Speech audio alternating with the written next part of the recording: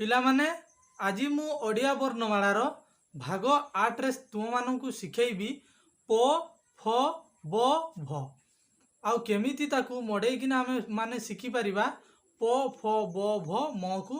ଆସ ତେବେ ମୁଁ ଲେଖୁଛି ତୁମେମାନେ ଲକ୍ଷ୍ୟ କର ଏବଂ କେମିତି ମଡ଼ଉଛି ତୁମେମାନେ ଲକ୍ଷ୍ୟ କର।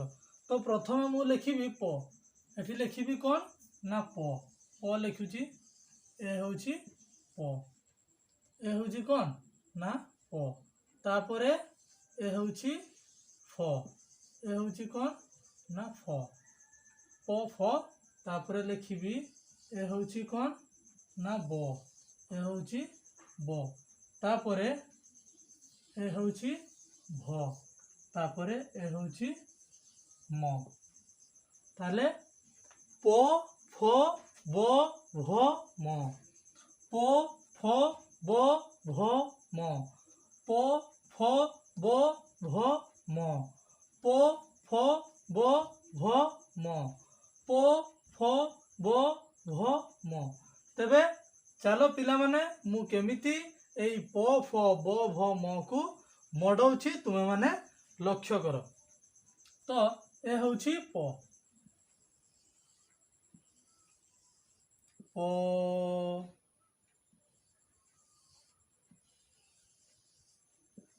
ଫ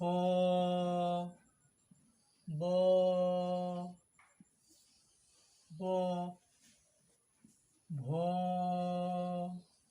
ଏ ହେଉଛି ଭ, ତାପରେ ମ, ଏ ହେଉଛି କ'ଣ ନା ମ, ପ ଫ ବ ଭ ମ, ପ ଫ ବ ଭ ମ, ପ ଫ ବ ଭ ମ, ପ ଫ ବ ଭ ମ।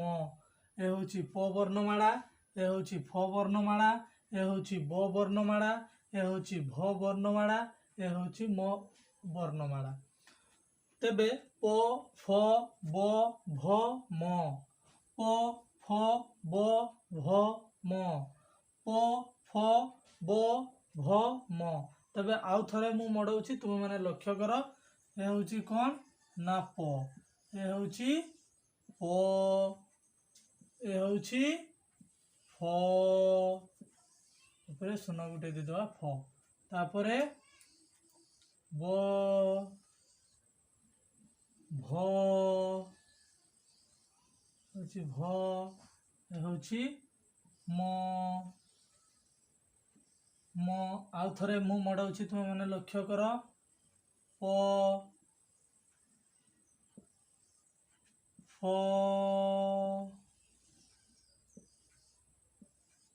ବ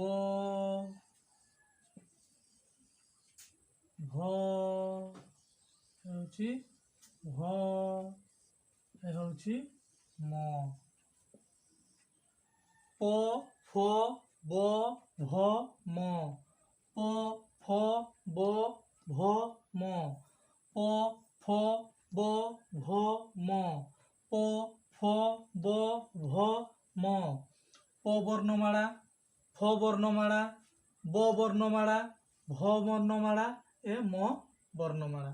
ତେବେ ପ ଫ ବ ଭ ମ, ପ ଫ ବ ଭ ମ। ଆଉ ଥରେ ମଡ଼ଉଛି ତୁମେମାନେ ଲକ୍ଷ୍ୟ କର। ଏ ହେଉଛି ପ, ଏ ହେଉଛି ଫ, ଏ ହେଉଛି ବ, ଏ ହେଉଛି ଭ, ଏ ହେଉଛି ମ। ତେବେ ପିଲାମାନେ ପ ଫ ବ ଭ ମ, ମୁଁ ଜାଣିଲି ତୁମେମାନେ ନିଶ୍ଚିତ ପ ଫ ବ ଭ ମ ଶିଖିବ। ତେବେ ପିଲାମାନେ ଆମ ଭିଡ଼ିଓଟି କେମିତି ଲାଗିଲା? ଯଦି ଆମ ଭିଡ଼ିଓଟି ଭଲ ଲାଗିଥିବ ଏହି ଚ୍ୟାନେଲଟାଟିକୁ ସବସ୍କ୍ରାଇବ୍ କରିବ, ଲାଇକ୍ କରିବ, କମେଣ୍ଟ କରିବ ଏବଂ ସେୟାର କରିବ।